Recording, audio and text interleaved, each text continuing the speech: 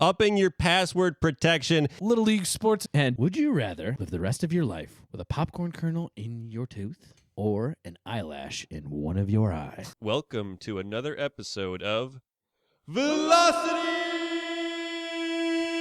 Chaos!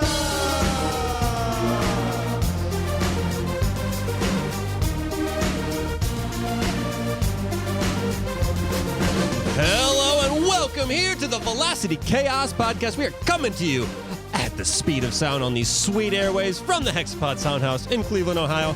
My name is Luke, and I am joined by my distinguished co-host, Nick. Oh, hello. Well, I do say. Happy to be here. Happy to be here with our incredible, talented DJ Fun Size. What's up, everybody? What is up, everybody? How are you doing? Thanks for having me out. I should be DJ Stumbles today. DJ Stumbles, you're all good.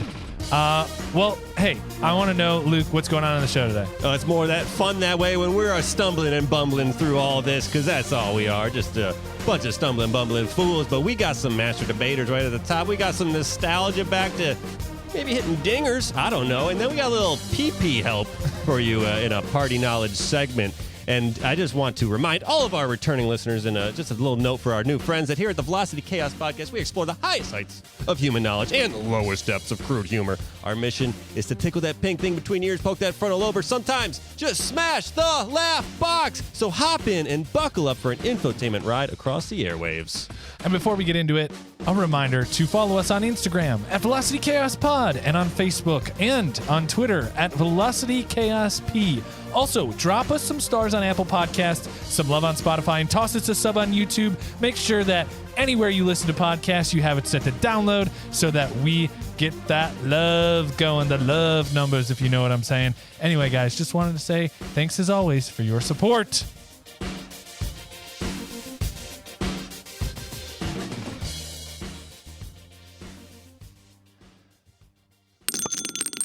If you didn't notice, Make the Connection is gone, but Master Debaters is in.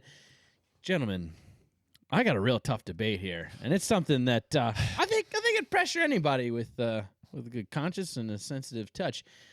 I want to know, would you rather live the rest of your life with a popcorn kernel in your tooth or an eyelash in one of your eyes? Oh damn. For the rest of your life.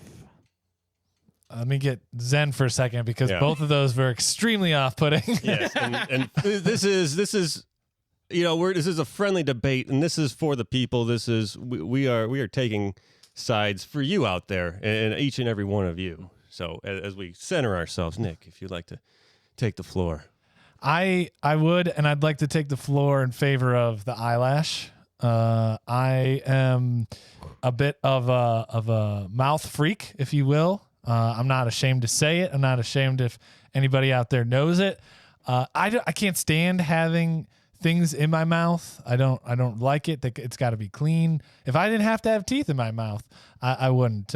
Except if it was an option between my teeth or my fingers, it would be my fingers I'd want to keep. No, I'd want to keep the teeth. Yeah. But anyway, the point is that I'd rather deal with an eyelash in my eye for the rest of my life, just because I think that's something I could probably stomach a lot more than the kernel of popcorn in my tooth. Yes, I agree that, and this is for the people, that this is an impossible decision right now, what we are about to do, and there are no winners here, but we will do our darndest. And I do believe that having a popcorn kernel stuck in my teeth for the rest of my life is, although it may be annoying, I believe it is something that I would be much more willing to endure in having in my life. And it's something that, I guess it gives me, it's something that I can pass the time with. It's something that can keep me occupied. There's sometimes people think, some people can't read or read things because their mind is going too fast. And so just doing something with your tongue, I believe that's something that can help trick your brain into doing something while you can slow it down, and then you can be able to, focus on more things.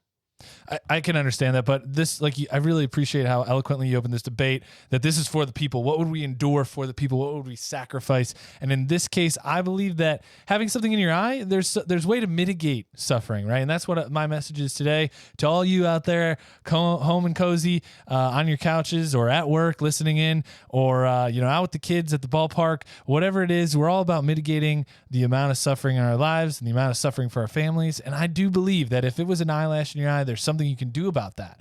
You can close the eye for the rest of your life. You can put a patch on it. You can not use it. You can do things to relax the irritation with the eye. With my opponent's choice here and his decision and the way he would lead the rest of his life, I believe it to be just an infuriating day-to-day experience that would make any leader pretty distraught and hard fought to stay focused. I know he thinks it would actually give him the ability to, but I think after enough canker sores in the mouth, you just wouldn't be able to deal with it. I'm okay. I'm sorry. I'm gonna no more Mr. Nice Guy here. Okay.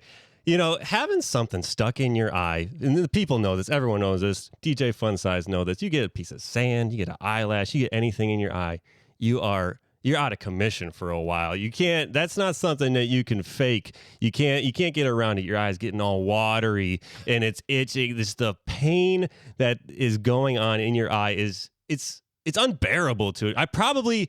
I think everyone would agree it's the worst pain that you can feel and endure. Nothing else is worse than having an eyelash stuck in your eye, because is it here? Is it by the caruncle? Is it up in the back? And it's always moving. Whereas a kernel, it's in the same spot. You're just working at it, and having that thing in your eye, you only got two eyes, so you're down to one eye, and if that doesn't, you're squinting, so it's hard to sometimes control one eye. I know you can wink, but it's it sends it over to the other one. I got 31 other teeth I got as backups. I see where you're coming from, but my biggest question is, this goes back to my mouth. It goes back to not having things in my mouth, not liking objects in my mouth. But the real point of the matter is that I do believe a popcorn kernel, your tongue's working it, it's getting cut up all the time. Like, we all know how it works, the agitation, it wants to clear it out. And you're going to get those abscesses, your mouth's going to get all infected. And one of the things that my opponent and I debate very frequently on the show is communication to the public, making sure that we are expressing exactly what we need to. And I think an infected mouth or a mouthful of sores that's just going to get in the way. Are we really asking, or should I say, are you really asking that we would not want to put our trust in a blind person, right? You said half of your vision gone, right? One eye gone, the other still working, half blind. What if I was fully blind? Are we prejudiced against blind people running this thing? I don't know, but I can tell you it'd be a lot easier to communicate without two eyes and one working mouth with nothing in it than something with a little irritant in there. I'll be out there driving the movement forward with both hands on the steering wheel, both eyes on the road, with everyone on the wagon behind me as we take this into the direction that we need to go. Because, we all love cookouts. We love barbecues. Corn on the cob gets stuck in my teeth. Piece of rib gets stuck in between the teeth. Grabbing a handful of popcorn. Yeah, one gets stuck in there. I call that the flavor saver. You get more flavor, more bang for your buck. You thought you were done at 4 p.m. No, 9 p.m. You still got a taste of it. You're still going round the clock, 24 hours, nonstop. I say bring it on. Whereas with the eyelash stuck in that, I just can't reiterate the pain that it causes. The kernel in the tooth is just uncomfortable, but the eyelash is painful. And that is where I believe that leaders it's a symbol. I will take this on as a symbol of my resolve to lead you with as much vision as I can afford and through as much pain as I can endure, because that's what we do. That is what we do for the people. We endure pain. We take pain as long as it's not in the mouth. We will take as much pain as we can endure. And I beg to differ. 50% of our population is female, many of which will endure childbirth throughout their lives. And I feel like you have strayed very far from the path with your endurance pain. And I do not pretend that my one eyelash and my one eye, with my other eye still working, that I would at least be able to shed a tear for all those women who have endured more pain than I have, even with this eyelash in my eye, that I am now going to shed a tear. There it was. I just wiped it away. Didn't want to embarrass anybody, but I'm with you. The women population. I just want to say I applaud your admirable stance on enduring pain, but I myself am for the people of pleasure. That's right, pleasure. You know what I can do? I'm building strength in my tongue, just trying to flick that kernel out. You know where I can take that? A strong tongue. And like you said, 50% of the population are women. I can take that into the bedroom. That's right. For you, I am enduring this kernel for pleasure for you, half the people out there in this great America. That's the bottom line.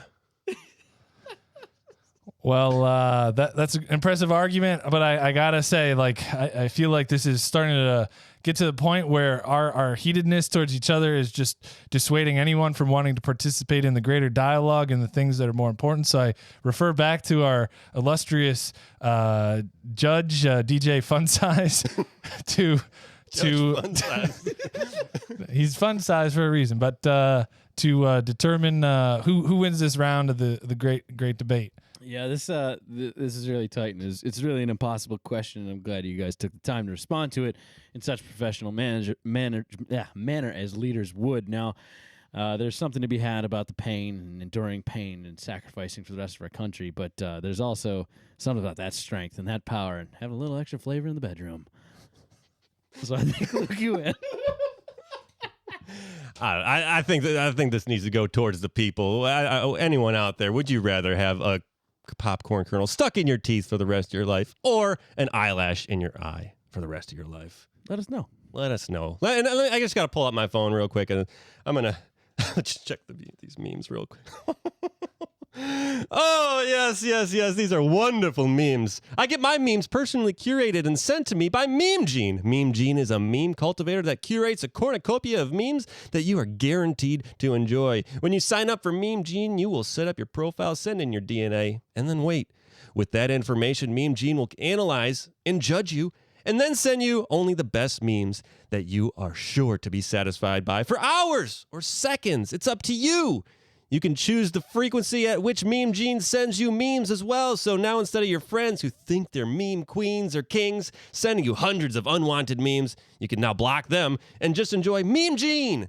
Sign up for Meme Gene using code VCMeme for your first 69 memes free. This is not an actual product, service, or idea. Just in case you thought it was, it's not. If there is something out there with the same name or you're unaware, have no affiliation or no judgment on the actual product, service, or idea. No judgment. Guys, it's springtime, right? The spring is in the air. The spring has sprung. And in Ohio, it's freaking cold. It's freaking freezing. Guys, I was in a hotel the other day over the weekend, and I was checking in, and the people checking in next to me was a family traveling with their young son. He was all in his baseball uniform. I think they had just gotten back from a game because he, got the flip-flops on, all dusted up.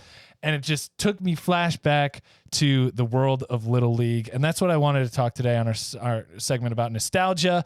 I know it's silly because it's a generational nostalgia. A lot of people have Little League experiences, and it's not just a particular period of time or a particular decade. And so I just wanted to take a little time to stroll down memory lane, talk about Little League sports in general. I'm not going to pin it just to baseball. I'm open up to whatever you guys participated in. But I just wanted to take a little stroll back because I don't know. I'm starting to feel it a little bit more now that I'm around the bend a little bit. But I remember in T-ball, just those are some of my earliest memories. I gotta admit, the foggy kind of steamy summer nights, being in the field. The one thing I was looking at my friend's 2-year-old the other day, and how he can kind of duck under things and move around things, and how the scale of the world is so different when you're little. And I remember that being a big part of those memories of running the bases, the distance from one place to the other, and just, hitting the bat, participating. And I know it sounds funny, but it was also when I started to understand, because it was all co-ed back then, like, the boy and the girls playing together because they were all little. And they're a lot more homogenous when they're little, right? Like the kids are kids, right? Yeah. But it is when kids start to notice, T-ball age, start to notice the difference between, I think, boys and girls. And I just remember, being nice. Like, I don't know if I was more rough with the boys or nicer to the girls, but like being the oldest of 3 kids, I didn't have any other reference than peers. Because, you have your siblings, but it's kind of like you don't have like an older brother and older sister, and they're kind of already imprinting a certain type of thing. So that was really interesting that I can trace that back to that. I also remember, being frustrated with not catching the ball and like working on that. And I wish I could connect the dots more of like the moments where you're like, I'm good at catching this. I know how to catch it. I know how to track a ball that's hitting the outfield. And I know that's still hard. Like looking back on it and then watching the pros do it, you forget. Even when you're a kid, you forget how hard it is to track a ball from home plate to center field or, to right, because like no one's letting you play. But I'm just kidding. I was a stud. But like the point is just like, oh shit. And your feet are just like going left and right, like the cartoon, you're just like, yeah, exactly. Running on ice out there. Yeah. So I don't know if you want to. Does either of you guys play baseball at all? I peaked in Little League. The best times of my life. Nice, cool. Yeah. No, I grew up, like you said. You didn't have older brothers. I had 2 older brothers, so I grew up in playing sports, and we're always playing catch. We played a game called Amazing Catches, where we would purposely throw it like out of reach of each other, and we'd have to dive. So I got like I played outfield because I could actually catch the ball. Nice. And, normally you throw the kids in the outfield that can't do anything, but like, he's like, oh, actually he can catch and stuff. And your arms extend. I've seen it happen where it's just like, championship game, like going on, kid hits a rocket over, like I'm backing up, and I catch it at the wall, and then someone's like, hey, get that kid's birth certificate. Like, you're not supposed to be able to catch. I love that. I got stories. Well, I told you I peaked. Yeah. In Little League. I want to make a little bit of time. Another thing that I was thinking about was the sound of the machine. I'm going to go up a step into like the machine pitch, and just like the rattle of the dad, like dropping it into the chute, and then the just like you're just waiting for it. You're connecting your like brain to the sound, and it was cool because it was always in that same spot. And I remember batting practice, the coach would like screw with you. He'd be like, all right, let's go. Who's first up? And it's like set to like 70 miles an hour. And you're, 12, and you're like, all right, here we go. Or you do connect with it, and your hand the bat's just like ringing out like. That's something you can't forget. The pain of a off hit, like end of the bat in the cold weather. Yeah, like that is just pain. I know I was talking about eyelash in the eye, but no, the pain of a stinging baseball aluminum bat is the worst pain that anyone ever could endure. Oh, it's brutal. I mean, I didn't play Little League, but there was always, having older brothers, there's always a ball, whether it's a baseball, football, whatever. I remember, like you talk about the pain, how many times when you're learning to catch and you're like, it's like, all right, watch the ball. And I mean, that moment where you're like, you think you got it, and it goes, that bad boy goes just over your head and squares up to your cheekbone. Or better yet, like you turn at the last second, it catches your ear. And throbbing. I mean, but there's a rite of passage as a young man about that. I think that's taking the memories, taking one. Yeah, taking some balls to the face. Like if you've never a kid if you didn't take some balls to the face, like having a good time. And who the wuss is if they quit after the balls to the face. Real men take balls to the face. That's facts. But no, my cousin actually did get hit. He got hit in the face by a machine pitch, and I'm like, that's you, dude. Like it's going down the same plane every single time. Like, what are you doing? The wind caught it. Yeah, the wind caught it. I do want to transfer over to some other stuff because I know you both, I think soccer and hockey, like talk about the differences of those, but just in general really quick, and then we have a couple of general points, but the idea of like Little League being about public disappointment but also public triumph, right? And the different things that would happen that you kind of had to work through as a kid. I mean, when you're out there on a field or you're out there on a rink, you're out there doing the sport. It is that moment of this. You are part of the play, and yeah, there are other people moving around. But typically, if you're a runner, right, and you're tagged out, or if you're the batter, like you are struck out, or if you are forward, you take the shot. If you're a goalie, you block the shot, right? I remember I got 2 quick anecdotes, but I got called up to like the bigger league. I played up till I was like 14, and then I started working. Like I wish I could go back and like really say no. Like I'll work during the winter time. Yeah. Like I'll do it in a different time, and just see what happened if I kept playing. But I got called up when I was younger into like that last league that I got to play in, and it was a little taste of the big time, and the kids were bigger, and I just remember getting on base. I got hit, and then I got on base, and the coach that day must have just been like, this team's stacked, like we're not going to win. So he just got really ballsy and was just like, I'm just going to send this kid. So he's just like, I didn't know what I was doing. Like I got called up. I was just happy to be there. Like I was like, oh man, like maybe I can prove myself now. Yeah. And he's just like, all right, you're going to go on this on the second pitch. I'm like, what do you mean? Like you're going to steal the base. Like, well, you can't do that.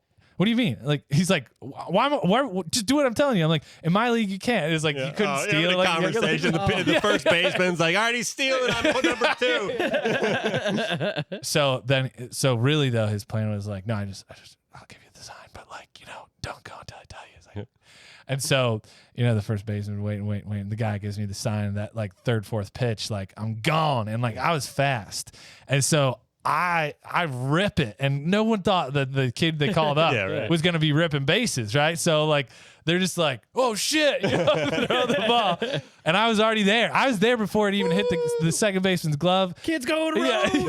Yeah.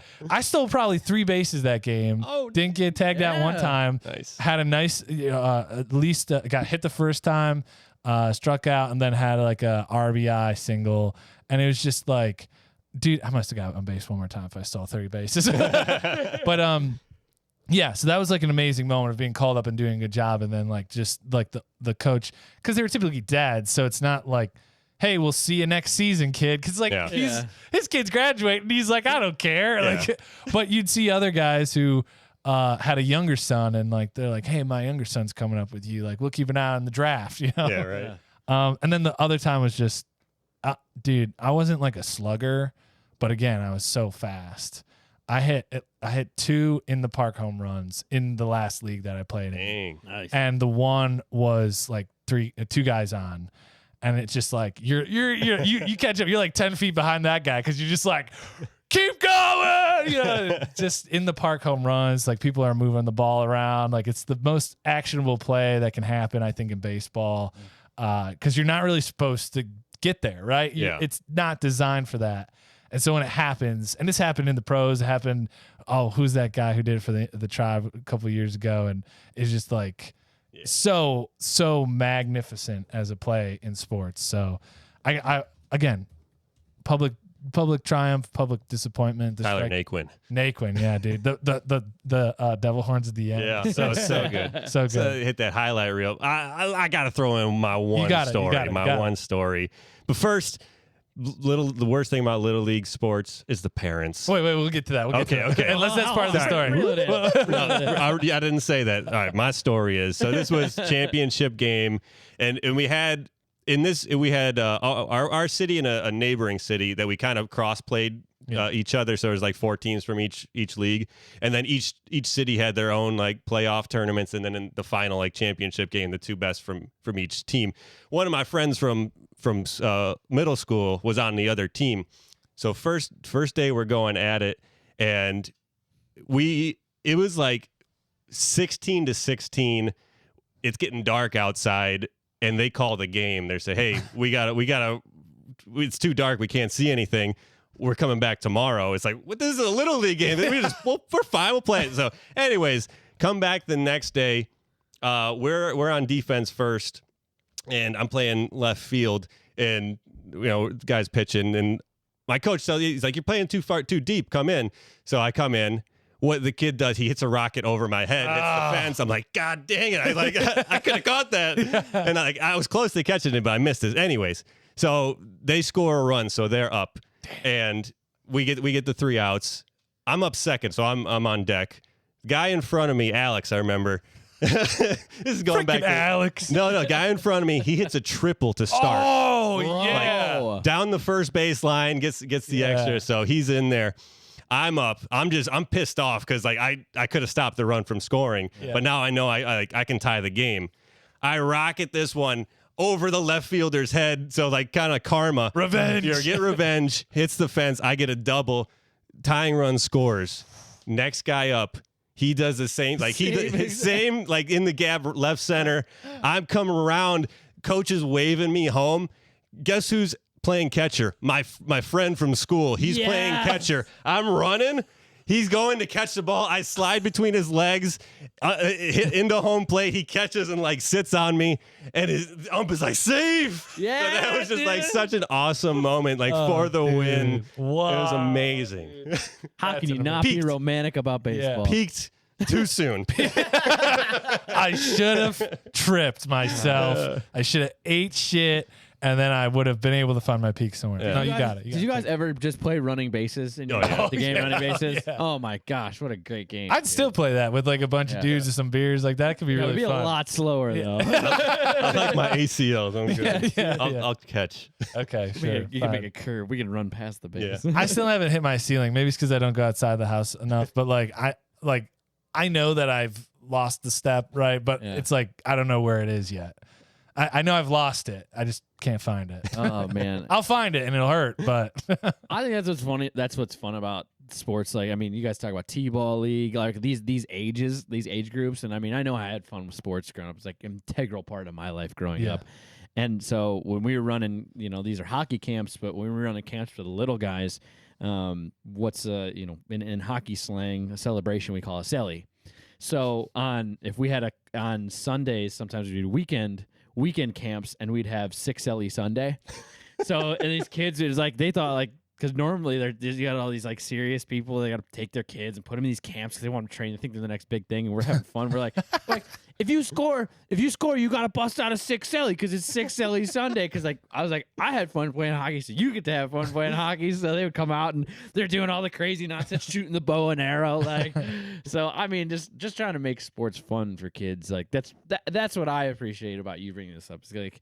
If you don't play sports as a kid, man, I mean, you gotta have something. You better be part of a club, play t-ball, play whatever. So I can dig this, man. yeah, that's cool. Do you want to chat a little bit about what it's like? And because the cool thing about Little League baseball is you get your mitt, you upgrade your mitt, you go to the batting cages, you work on different parts of your game where you can, but it's like equipment wise, you need a glove. Like typically they'll give you a bat. Those like rec league bags that were just those giant bags. Giant bat bags. It's like Mary Poppins bags. Just keep pulling out. All right, you got the 127 centimeter. You got like the 36 incher. You got the hockey stick. Like it was like the magic of those bags. You just pull them out, and everyone knew that one helmet at the bottom was like the one that fit every guy, and all the rest of them were like two sizes too small, or they were falling off your head as soon as you take off from home plate.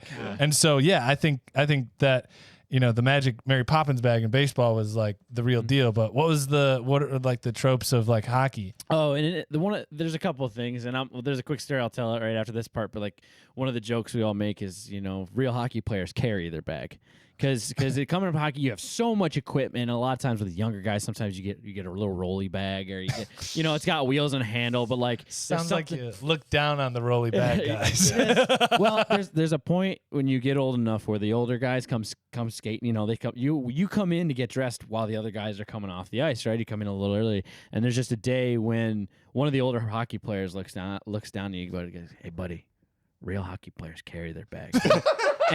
And you're like your mom's watching from the car. Like, I gotta get a carry bag like the big boys. And I remember my dad used to do this. This is my little story when we were coming up. It's like a goalie's a hard position to get into, and I'm a career goaltender. Yeah. I started out as a defenseman, and my brothers got me into playing goalie. But my dad being a huge, hockey's his life, very communal hockey player, get people involved. He would come in when we were little, and he was a coach of mine for a couple years, for my brothers. He would put a goalie bag together with all the gear in it, and he would take it and he'd walk in the locker room, and he would take it and he'd pick a guy and he'd throw the bag at his feet, and he'd be like, "Guess what? You're the goalie today." And you got to take the bag home for a week. And you had and that's the thing, goalie gear is expensive. Not everyone has it. It's a hard thing to commit to, but some guys want to try it. Some guys don't. And for those of you who know goalie in your life, they're probably neurotic. I mean, I think I turned out okay. But yeah, it was a fun thing. He would throw the bag to a different kid every week, and then it turned into in my team. It turned into me and one other kid became goalies in the next successive years. And in order for us to both play and split time, because you don't become a lead, one of us would start the game playing as a defenseman, and the other guy would dress as a goalie. And in the second period, the guy playing as a defenseman would run off, change in the middle of the game into goalie gear, come out, tag the other guy out. He would change his defensive gear, and we'd swap. So shout out to my boy Jake. That was our magic hockey bag story. So. That's cool. The magic hockey bag. I like that. The one thing I always hear from your dad is he was so good at identifying skills in kids, or just opening them up and being like, what is it you got, and put them in those positions. And obviously he worked with you and your brothers as you got older, so stakes get higher as you get older, right? It's less about t-ball where you're hit the ball, and then it's fucking go, you got it's just screaming their fucking heads off. But the point is that for me, if I'm ever a dad and I work with a kid of mine in any league, in any sport, look, I know I'm not going to be the guy who's tennis practice every day. You got beef Ness Williams. No, it's not that.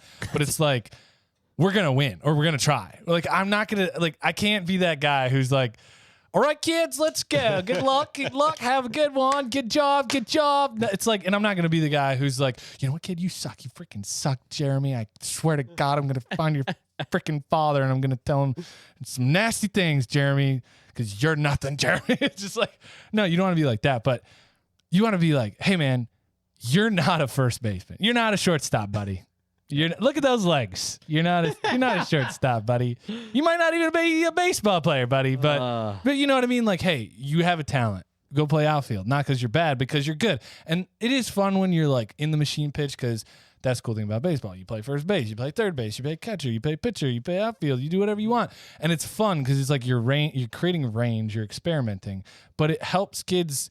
I really think it's important for any parent coach to keep in mind, hey, some kids have propensities for other things. So find their slot, then make them really good at that. You, career goalie. I mean, somebody saw that in you and was we can nurture that. Other kids, hey man, you're more of a striker. You're a power, you're a forward, right? I wasn't good, but all right, then your dad was really nearsighted. It's really wrong. Had a little bit of a chip on his shoulder. It's my son's gonna be a goalie if I die. Just kidding. But yeah. That's how he drinks, Tim. Yeah, I got it. Just kidding. In soccer, that's how We love it. We love it. I had. That was for Brent out there. So good. So in soccer, playing for our school, our goalie got hurt, and our coach is oh, what are we gonna do? I was I'll play goalie, I guess. Probably a phenomenal goalie. I was really good at goalie. After that, I was the goalie. Stretch Armstrong, baby. Oh, shit. The other guy was shit, I guess. At that time, it's he had to bring his gear so I could play goalie each time. He gave Jerry's me out, Luke's in. Toss the jock strap to him. Yeah.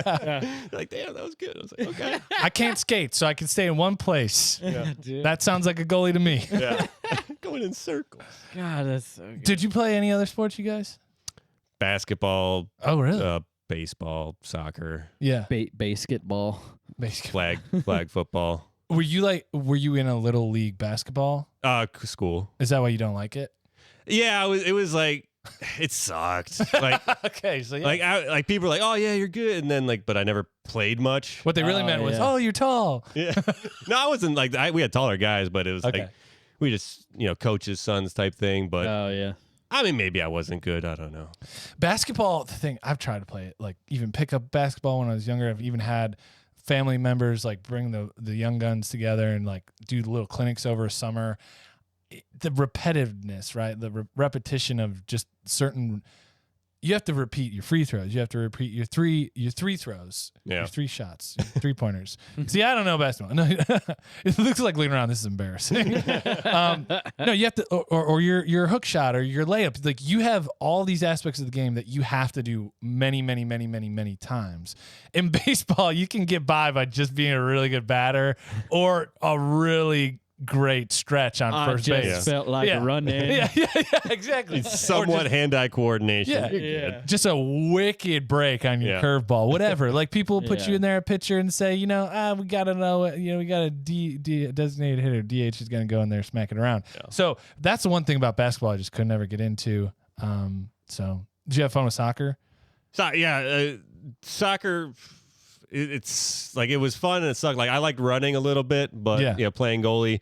And then there was times where I would play like midfield, and especially in little league soccer before high school. It was like all my buddies were on the team. I had like 3 friends, like growing up with, and we would play midfield, and it would suck because like you're just like waiting at midfield for everyone. Like the ball is like on your defense. Everybody's like, all right, kick it, come on. So I would run back, steal the ball, start running back up the field. But for a kid, that's like a quarter mile, and I get tired by the time I get back to half field with the ball. I pass it to my friend that Haas and Jeremy. I don't know if you probably don't. You know Haas, but then I'd pass it to them and they'd do something and score. So it was like.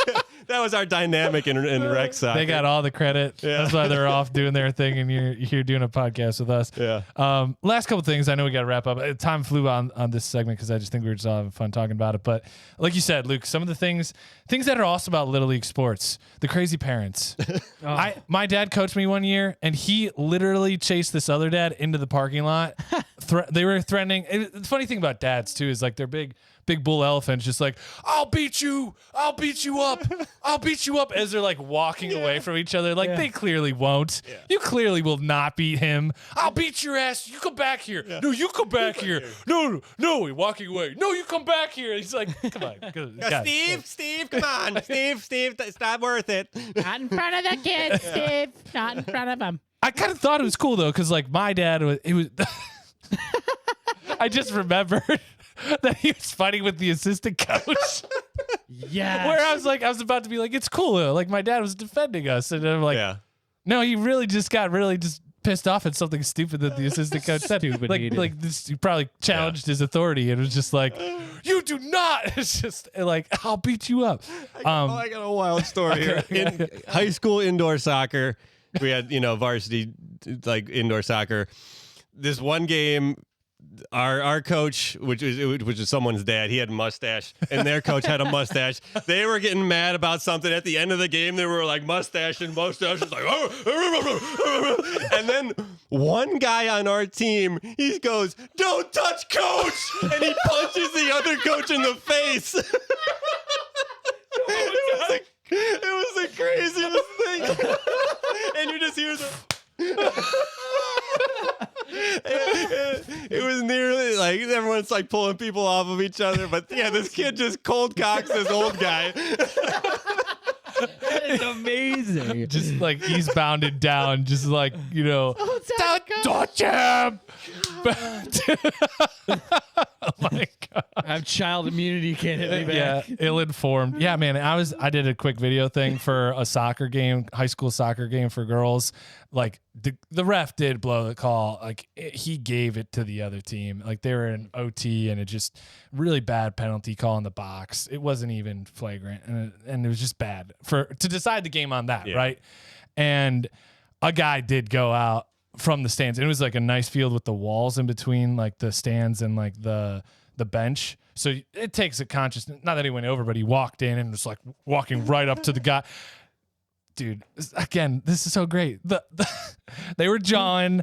The father pushed the ref, and then he gave him a freaking red card. The game's over. Like it's just, but he's just like, oh yeah. it's like, dude, come on. Like, Pulls out his little book, writes it down. yeah. And then the other thing I wanted to bring this up too, snack bars. Oh yeah. Snack bars at Little League games. I do remember growing up, you could get a bag of Skittles for 75 Oh, it's cents. so good back That was then. like $75 for a bag of Skittles. But it's just great. And you totally judge the place based on its snack facilities. How warm's the nacho cheese? How Oh, goopy yeah. is the nacho cheese? They got Dunkin' sauce for the pretzels, that sort of shit. What kind So of hot dogs are you working with? yeah, yeah. These Nathans, what are these? Sugardale. Ugh. Yeah. Look, it's fun now to be an adult, going to friends and families, kids stuff. I think that's actually me discovering a new part of life, new appreciation for all this. Because you see that one kid out there and you're like, that could be the real deal. I just saw the first T-ball game of the next Patrick Mahomes. But probably not. But probably not. And then you see the other kid and you're like, that kid should probably get into the arts. Yeah. Anyway, thanks for running on that one, guys. But hey, we just got a report in. There are no restaurants on the moon. That's why we were developing the idea to get the first restaurant on the moon.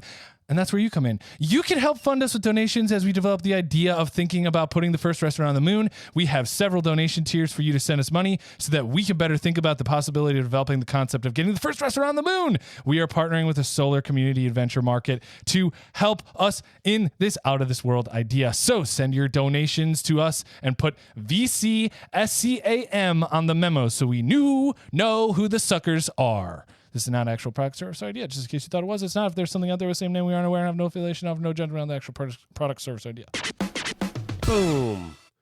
Let's head in. I got a little party knowledge for you. I mentioned we're going to talk about your PP here for party knowledge. And this is going to be a segment that I know Nick's going to hate about all these numbers, but that's okay. We'll get into the PP safety here because I know a lot of you guys are out there going to parties. Things happen at parties. You get a little loose, you get a little comfortable, and just when you least expect it, sparks fly. I'm here to talk to you about protection. Upping your password protection is in this hacker and AI powered age. It's a very important thing. I know I use the same password for just about everything. A little P-Pump 69, and it has helped up pretty well. But I feel the need with everything moving forward, full digital, to up my password game. So I want to help each and every one of you out there.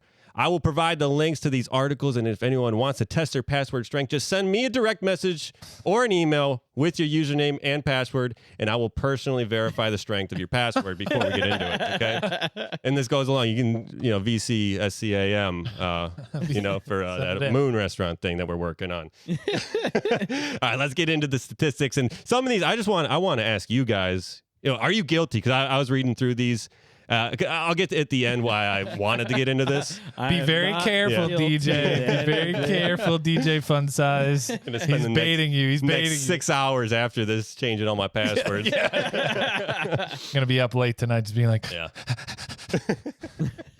So let's get into the statistics. And yeah, if you're guilty, like I said, I was reading through and I know I am. Before we get into the full list, here are the top 5 password statistics. 30% of internet users have experienced data breach due to weak password. 2/3 of Americans use the same password across multiple accounts. Guilty. The most commonly used password is 1, 2, 3, 4, 5, 6. No way. No, I don't believe that. Wait, most commonly? Yeah. Wow. 59% of U.S. adults use birthdays or names for their passwords. 13% of Americans use the same password for every account. Yeah. Not me. Copy that. Won't be doing that. I'm just gonna tell you, talking all hypotheticals. Yeah, here. hypothetically. Hypothetically, if you had a password that was your name and your birthday, is that safe?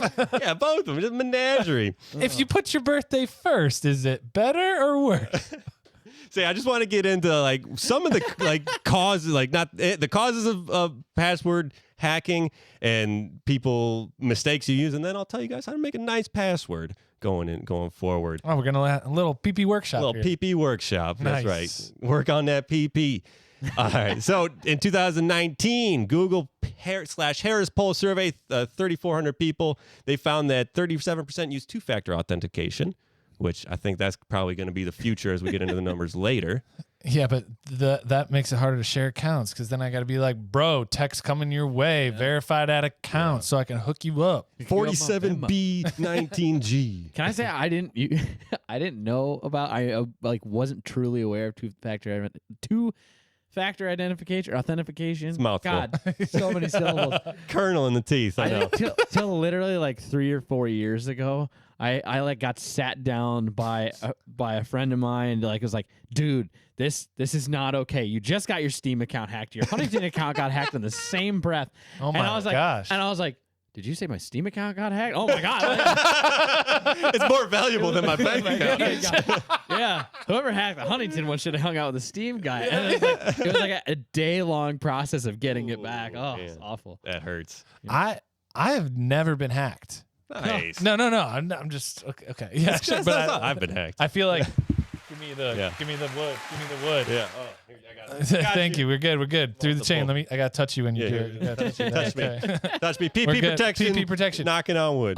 But the thing is, like in the physical world, I've had like, you dip your card and there's something in front of it and takes your stuff. Like I've had that. There's a bodega over by me. I've only gone in there one time, had a flight the next day, needed to grab something, went in there, swipey swipe at the ATM because they only take cash. Of course they do. It's a funnel system. They're just pointing you. They're just herding you to slaughter. And then it was just like next day I'm at the airport and they're like, hey, we got all these suspicious charges from yesterday. What's going on? And I only go there. I've only been there one time, so I knew exactly where it was. I just got a sandwich. yeah. So it's just like I've had the physical thing happen to me, but never people guessing my passwords. Yeah. You got good passwords. 36% keep track of their passwords on paper, which I don't think that's an issue. Like, I mean, unless you're showing it to your camera or something, then it's supposedly off. But I'll say any more so. Like, I think there's places where they say there was a time where people would go through your mail. Now I'm not sure like most people of our generation and below know what mail is. So like like email. Doesn't it just go to the dump? Yeah. 34% regularly change their password, I don't believe that. And then 15% use a password manager. 34% of those people who forget their password like me every week, and it's like, oh shit, that's in here. Yeah. Can I? Oh, wait. Yeah. So I have my business bank account. They force new passwords every 6 months. Oh, geez. Really? Okay. But like, it's funny because I never write it down and I never remember it, and so I'm like friends with like Derek at Axos Bank because like I'm like, hey Derek, it's about to be 6 months. He's like, yeah, what's going on? Oh, you want to do the password? Yeah, let's do it. Thanks, Derek. He's like, what do you want to do this time? Like Tekashi 6ix9ine or like you want something cool? Like what do you want to do? Like America the Beautiful? Or like no man, let's just take the last one, chop off the last 3 numbers and swap them in for a couple other random ones. Go with the next 3 numbers in the sequence. Yeah. That when I was working at this insurance company, that's my password is like password 1. Okay, it's been 30. Password 2. Okay, password 3. Like, and then when you got up to like password 10, you're like, man, I've been at this job too long. I gotta go. Then you just cycle over because I went to 2, and then I was like, all right, back to password 1. Like, you used that too recently. So Password 1. Yeah, bitch, let me change my password. So 13% of Americans use the same password for every account. 52 reuse the same password for some of their accounts. 35 use unique passwords for every account. Those are special people. Yeah, those people Special are that's Rain Man. Yeah, those are probably the 36% that write it down on paper. Those peepees are on point. Very protective PPs. All right, let's move. So, average adult created 15 new online passwords during the COVID-19 pandemic. A lot more streaming going on, a lot more online. I bet there's a bunch of people that signed up for Steam, Netflix, all those good things. But how many people signed up for Steam and Huntington in the same day? I know one that got hacked in the same day. Oh, man. It's like you get back into your Steam account and it's like all the sexy games are bought and you're like, I know I bought at least one of these. Which one? But where did all these other ones come from? Caveat to getting hacked in a Steam account. The password that I did use at the time was from middle school, 7th grade, technology class, my buddy Griffin. We were joking around in tech school talking about hacking, and he walked up to the computer jokingly and just goes, Jolly Rancher 69, and like I was like, that's a great password. Used it for 12 years. But you know what? What's this guy's name? His name's Griffin. Dude, Griffin's just been checking all your accounts once a week. Everyone for in the last class had 12 heard. years. 12 years. Yeah, 12 years he's been checking your accounts until one day he's like, I'm going to hit the jackpot one of these days. Dude, he just inceptioned the shit out of you, man. That was Griffin DiCaprio over there. Griffin got into that Steam account. He's got his beard down to here. He's like, I'm getting in. No, shout out Griffin. It worked for 12 Catch years, me buddy. if you can, Griffin. Strong passwords have 8 or more characters, a combination of letters, numbers, and symbols, and contain no personal information that can be easily guessed by hackers. All right, what's your favorite symbol to include in a password? Hashtag. No, pound sign. Pound sign, pound sign. Or pound sign. ampersand. Oh, okay. Ampersand's cool, but I don't remember either of those. Yeah. Fun size? You Got you good. Fun one. A tilde. Tilde. Above the little Ooh, that's dash a above good the one. A. Yeah, because everyone forgets where it is. It's like it's way off there in the north. It's basically Alaska on the keyboard. All right, I got here a top 10 for you. We'll throw in a little. Do you know what's popular? Okay. Top 10 most commonly used passwords. If you guys want to throw a few out for guessing. Pet's name. No, these are actual passwords, not broad stuff. But that is part of Jeopardy or like 0000. No, close. But 11111 is on there. Okay, yeah, that was my next one. Yeah. Sexy Man 69. No. Okay, I'll just go through these. You got 1 through 9 in sequence. 1 through 6 is number 1, obviously. QWERTY, QURTY. That's my number gosh. 3. Password number 4, and then just a mix of just like straight through numbers like for the other ones. So yeah, 59% of adults use birthdays or names in their passwords. 33% use a pet's name. Ah, see, I Yep. got it. I got that part right. Yep. 22 use their own name. Guilty. Sorry. That's been changed. 15% a spouse or a partner's name. 14 their children's name. Those are percentages. That's why I'm not having kids. I don't want to be hacked. Don't want to be hacked or pets. I don't want to get them in through the back door. They're not getting me. They're not getting my PP. No pets, no spouses, no children. I'm safe. No weaknesses. No weaknesses.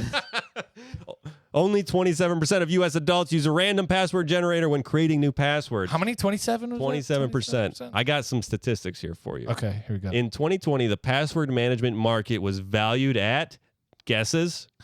1.2 trillion. Okay. Ooh, 975 billion. Close. Okay. DJ fund size is much closer because we're not in the trillion. Yeah. I was gonna say I want to take mine back to Yeah. 300 billion. Closer, but not even close. You had the number right. 1.25 billion. Okay, still. You were in the ballpark, just You times were a Little League, million though. off. Or 1,000 by a Gotcha. factor of 1,000. By 2027, the figure is set to be more than double to 2.9 million. So almost 3 billion in the next 5 years. That's crazy. That's a lot of dumb people, man. Yeah. Dumb people equals big bucks. Yeah. If you want to feed into it, LastPass is the most popular password manager. So if you're a hacker, LastPass is where you want to go to breach. Oh man. But the true future, two-factor authentication. DJ Fun Size has got my mouth in a mashup. Two-factor Have you authentication. seen? So you know these apps that like generate essentially you log in, so you have to know your password.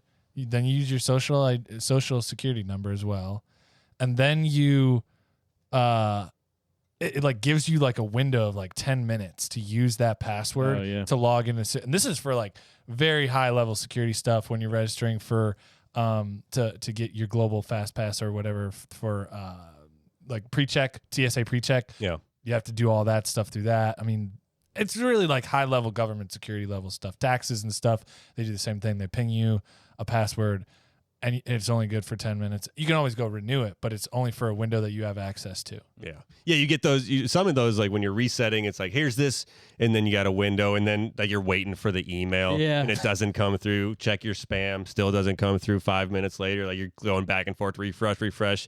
Well, I guess I'll send another one. Send another one. And then you get 3 of them in a row. It's like, damn it. And you try to use the first one. Yeah, they don't work. This link has expired. Let's try. All right, so we're getting into two-factor authentication. A lot of IT professionals use this. I think it's needed. But what we're also getting into is the passwordless authentication market. So that is fingerprint scans, hardware tokens, SMS codes, more. We're talking Panera hand scanners. You want this bagel, baby? You got to give me a password. No way, man. I'm carrying around like my codes on the necklace, old school style, like Yeah. but full on chain. And that's It's the just only like way a you're bunch gonna- of like dog tags with your passwords on it. And you're like, what are we logging into? Netflix? Okay. Nope, not that one. Maybe it's on my yeah. It's on my wallet. It's in my wallet chain. Well, I'm telling you, we're going to have hands starting to get cut off and people just stealing hands. Oh yeah, big time. All right. So with this, the passwordless authentication. Sorry. Yeah, what you got? Hackers. Ah. Good job. You just it's a whole new. We're the real deal hackers over here, man. The hash slinging slasher. Over there. All right, so I hit you with the two-factor market, but here's the passwordless authentication market. 10 times more worth of a market at $12.79 billion in 2021. What? Wow. So that's the future. So yeah, I'm telling you, people's For hands are going to be. two-factor? Oh. No, this is for passwordless. Passwordless. Yeah, what's what's a password list? like no passwordless. Oh, Like- password Like list. your Oh. thumbprint or Yeah, something. they're stealing these right here, fingertips. I burn them off, baby. Yeah. Hey man, I touch a lot of stuff throughout the day. Wouldn't be too hard for somebody to pull Nick Cage National Treasure bullshit on me. So You know what I'm talking about? Do you know what I'm talking about? The glue. Dude, no, hold on. Hold the phone. That's Beverly Hills Cop level stuff. That was OG. Mick Foley. I heard he had the smoke in the freaking what do you call the terrarium? So 80 more almost 90% of IT professionals believe that the passwordless is the future for Got it. safety going forward. So this is the chart that I found that inspired me to do this. Talk to you guys about the PP protection. Sorry, we talked about the spit password list thing. Oh, last yeah. time, right? I Yeah. still think that's the funniest thing ever. It's just like I just think it's so funny when you just like carry around a phone with a little like shit Little like slat, box yeah. at the bottom where you're just like, please insert spit. It's like, all right, here. Yeah, most of the Check time. the picture of my baby. It's like, are you diabetic or are you just trying to use your password? You got so many of those little It's tabs. just like, you know. So this chart, it's it'll be in a link, but it shows like lowercase only, at least one uppercase letter, and a number symbol, and it gives like the number of characters and how easily things are to be hacked. And basically anything 6 characters, no matter what, it's going to be hacked instantly by like computer hackers. Okay. 7, if you get up to at least one uppercase letter and a number or a symbol. 1 minute for having a number in an uppercase letter. 6 minutes if you have a symbol in there as well. So that's not good. It's standard hacking. Standard hacking. 8 characters. The best you could. It's 8 hours at best of time before a hacker is going to hack you. So we Holy need longer passwords, people out there. Whoa. So I just got requested the other day making an account. They said you need minimum 17 characters. What? Yeah, it was required by my work. Like For it's- Steam. yeah, for Steve and Huntington, they're in cahoots. It's one password. to They're rule them learning all. from each other. So if you use only lowercase letters and you use 12 characters, you have 3 weeks, or 13, or no, it is 3 weeks, 3 weeks of safety, I guess. And it's non-sequential, like A through whatever, H or I, whatever that lands, or M, I think. And then, but if you use uppercase, symbol, and a number, and you have 12 digits, 34,000 years of safety. So if Got it. so, you Machine can't compute it out. exactly like it might guess it, but on average, 34,000 years. Up until the quantum computer is up and running. Yeah, exactly. Yeah, then it's gonna know. Whichever comes sooner. So before we leave this party for your PP safety, I got 7 tips. Don't use sequential numbers or letters. Do not include your birth year, birth month, or day in your password. Use a combination of at least 8 letters, numbers, and or symbols. Let's bump it up to 12. 8's no good anymore. Combine different unrelated words in your password or passphrase. Do not use names or words found in the dictionary. Make up words and shit. Use a password manager to store your passwords. So that's it's saying don't use like documents to put your passwords on. You got to go to whatever I said, FastPass or whatever that thing was. Paper, yeah. Do not reuse your passwords. Those are the 7 helpful tips out there. I did read one article, but I couldn't find it. It was basically using a combination of at least 4 5-letter words that are just different and made up. And then that's what I've been doing is just picking random 5-letter words that I make up and then throwing a number and a symbol in there. Oh, were they? So, yeah. So we got. we're gonna have to get like graph paper and like a vault and like put them in there. Put a crayon on the side and like braille it. But then you're gonna forget the password of the safe, right?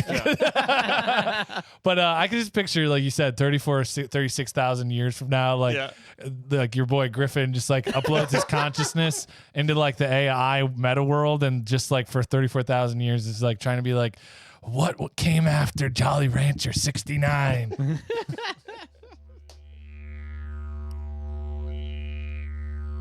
Don't be a hero, mate. You look after your mates, and your mates will always look after you. Yeah, cheers. Yes, cheers indeed, as we head down to Australia for our Aussie news segment here.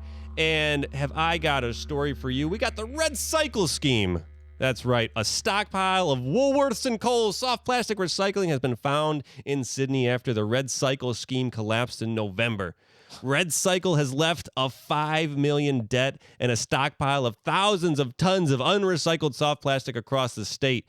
I don't know if you guys click on that link in there, but you could just see the pallets. In there, they say the real problem is a lack of reprocessing facilities, but the packaging industry knew about this in 2018 and did nothing. There are 15 sites in New South Wales, including in Marsden Park, Campbelltown, Camden, Penrith, Fairfield, and Canterbury Bankstown. So, yeah, just looking at the pictures, just thousands of these pallets that are just stacked, tucked in between buildings. It looks like in like just industry parks and whatever.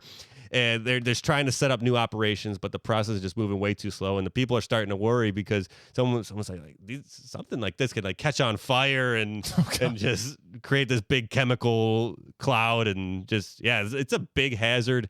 And it's worrisome. I guess they're starting their own landfill or recycle, but they're not getting recycled because it's all plastic. I just love how they just planted like these hedges and we're just like, hey, let's just we got to put up something. We got to like try to tuck this away somewhere. Let's get some hedges.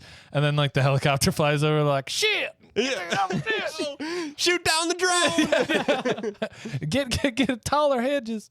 Oh wait, I don't know why we're. I don't know. It's because I flamed out. I know, dude. Knowing Australians, how they turn everything around and make it positive. There's gonna be a news article next week, and you're gonna be reporting on it like down in New South Wales, they took all that plastic, they're putting it to good use, making homeless shelters, and they're making all. It's like Lincoln Logs for the homeless. Just keep on stacking it up, mate. Go down to Plastic World and go in the plastic mazes. It's a good old time. It's just like for The Office, it's like the Hay King, but it's plastic. It's just Dwight Schrute's plastic farm.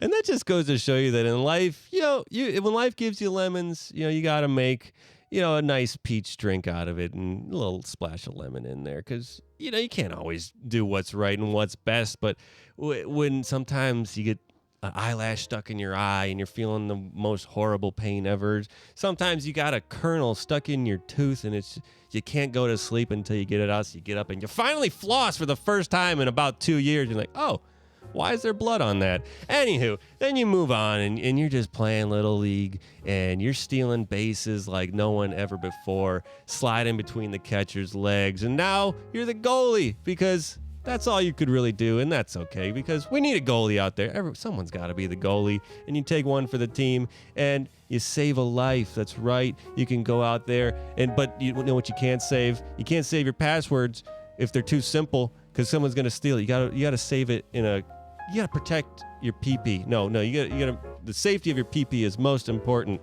And when you're out there climbing the stacks and mountains of plastic, that's when you know we're at the end of the world.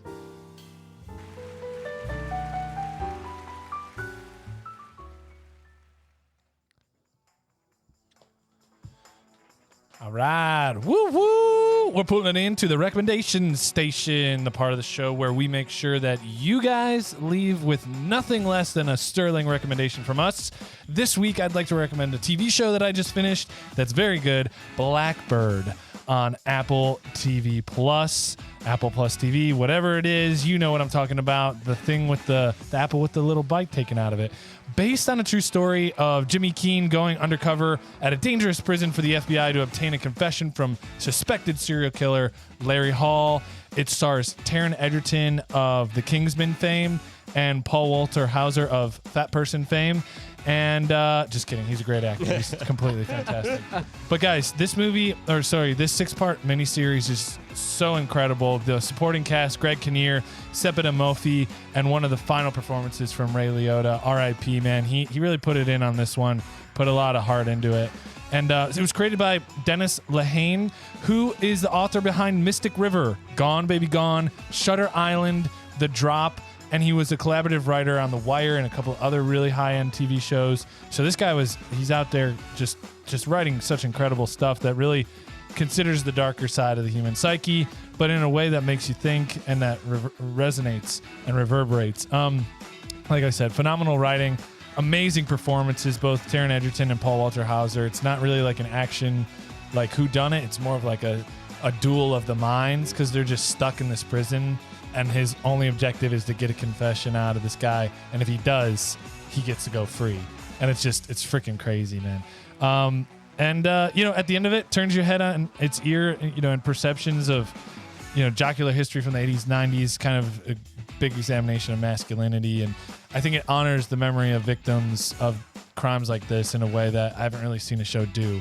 So I give them a lot of credit for putting in the time to not just make it about the salacious nature of the story, because it is based on a true story, but that there's good fighting evil out there. So can't recommend enough. Blackbird, it's available now, Apple TV. It sounds like a must watch, and it's only 6 episodes, so I feel like I can get behind that. It's like a week of watching. If you can watch one episode of the Velocity Chaos podcast, you can watch 6 episodes of this show. But that's it. Thank you guys for joining us for the show. I want to thank DJ Fun Size for being here and making it a big load of fun for us. Hey, thanks for having me out. It was a real tasty episode, boys. Yeah, we had a good time. And thanks for all your anecdotes and your observations along the way. Thank you all for joining us and having a good time with us. Please interact. Some of our greatest stories and some of our greatest segments have been inspired by our friends out there, our chaotics, as we call them. And we would love to hear from you as well. So mention us, talk to us, email us, say hi to us, be friends with us, please. Oh, and don't forget to turn on the downloads on all your listening auditory podcast platforms out there. Otherwise, we'll see you on the next one or on the next Weekly Chaos. Peace out. And this is Luke signing off. Thank you guys once again. We appreciate the heck out of you. Like we always say, play ball. Have a good one. Thank you for tuning in to the Velocity Chaos Podcast. We upload new episodes every Monday and Thursday. Be sure to subscribe and rate us on iTunes, Spotify, or your podcast platform of choice. Interact with us on Instagram at Velocity Chaos Pod or on Facebook and YouTube at Velocity Chaos Podcast. We are grateful for your time and hope you enjoyed it here. Please tell a friend, and thank you once again.